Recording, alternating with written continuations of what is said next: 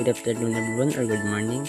Ngayon magkoconnect tayo ng single pole switch with 3 bulb.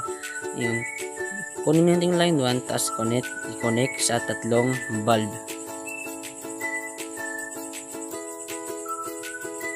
Lahat ng tatlong bulb i-connect natin sa line 1. Yung isa, dalawa, tatlong bulb na yan.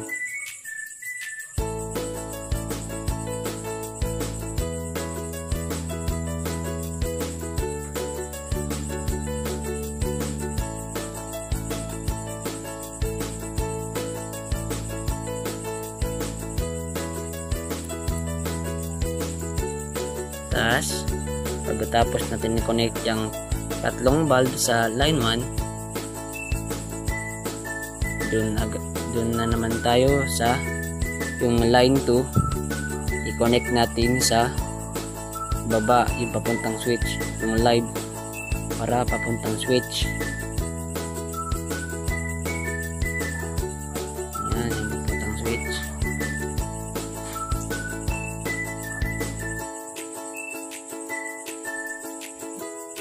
Yan, i-connect lang natin ng daan-daan para hindi tayo masugatan or kung ano ay mangyari sa ating daliri.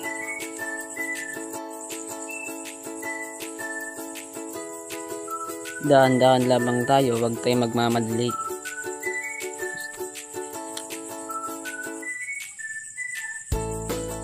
Yun, sinisigurado ko po na tamang wire yung kinokonek ko para hindi tayo magkamali sa pagkokonek.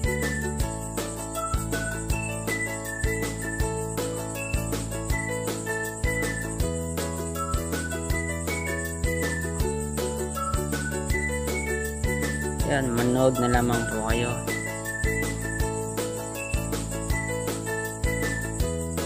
Ano po?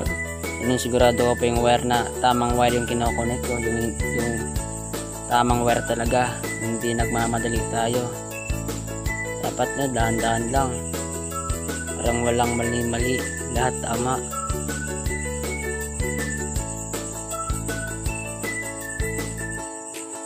Yun, tapos na po tayo mag-connect.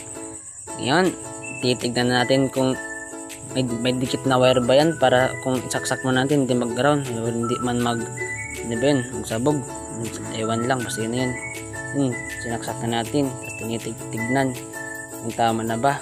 Double check kung may mali ba wala. Yun, tapos sasaksak sa baba. Tapos i-open natin.